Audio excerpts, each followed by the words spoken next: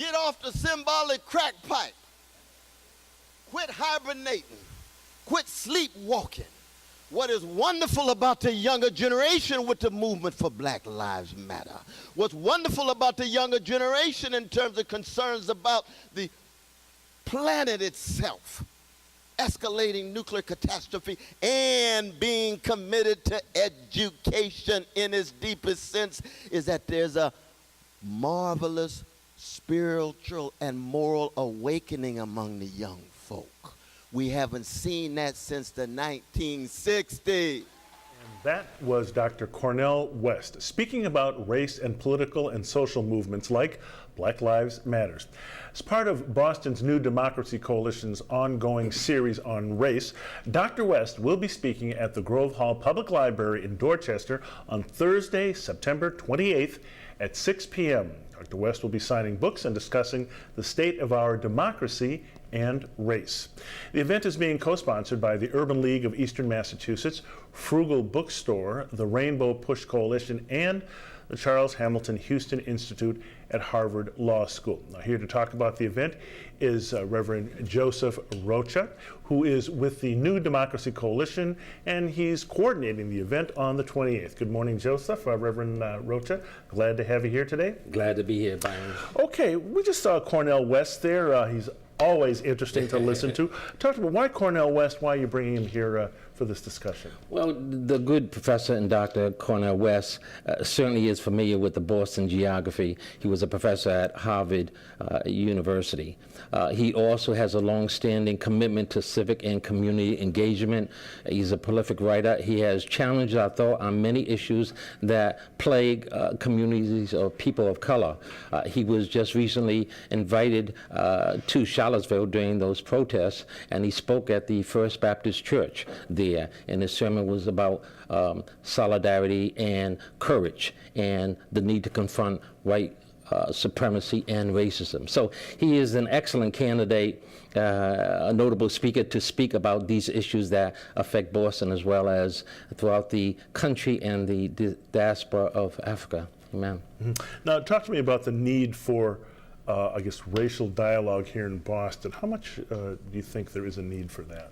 Oh, most certainly there is a need for that here in Boston. I mean, certainly Boston came out strong following the Charlottesville protests, 40,000 strong. And it was black and white and brown and people of all classes that came together to denounce racism and supremacy, white supremacy.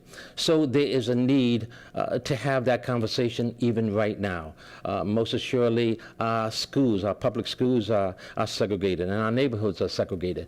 And we do a disservice to this community, and we have put it on the back burner for far too long in not discussing this issue about racism and its ugly tentacles and how it affects just about every aspect in our communities.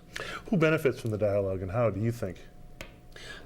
You know, Byron, I think that everybody benefits from this dialogue. Black, white, and brown, whether or not you reside in Boston Central, or whether or not you reside in the North Shore or South Shore, or points east or west. I think that we all benefit and that we all come together better, and we are stronger when we talk about this. For far too long, like I said, we have not discussed this true dialogue about racism, and it has affected us so much, and it has brought us apart rather than bringing us together. You know, Mayor Walsh has said the city that needs to be engaged in this conversation for some time now. Why haven't Bostonians taken a deeper dive on this whole question of racial division in the city? It is a daunting and challenging issue, and it gets to the heart of individuals.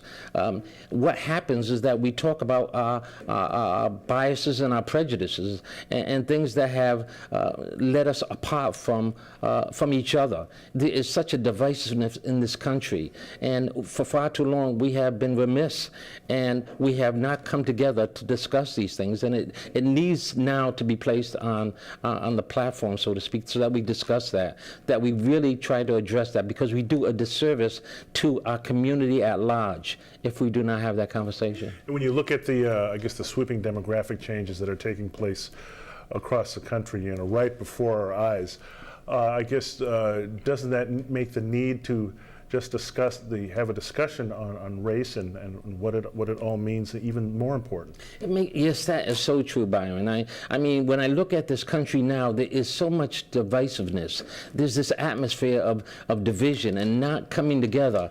And, you know, that makes our country weak. Instead of building bridges, where we're building walls to be barriers to people, and that is the disservice. And we do not do our country right.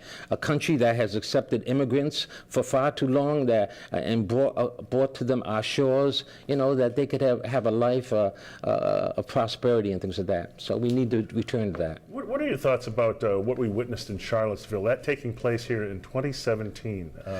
White supremacists, Yes. Nazis, Ku Klux Klan members openly Yes. marching and openly displaying their hatred. Yes. What do you make of that in 2017?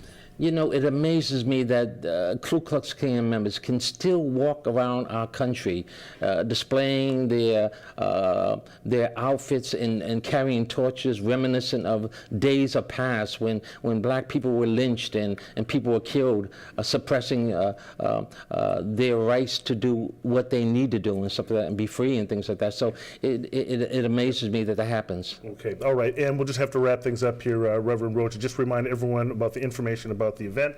It takes place when? Yes. September? Yes, it takes place on September 28th, Thursday at 6 o'clock. It goes from 6 to 8 o'clock. I would tell people to get there early because it's going to be filled. Okay, all right, Reverend Joe Rocha from the New Democracy Coalition. Thanks for coming in. Good luck with the event. Oh, thank you, Byron. Well, that's it for this edition of Urban Update. I'm Byron Barnett. For all of us here at Urban Update, have a great Sunday, everyone.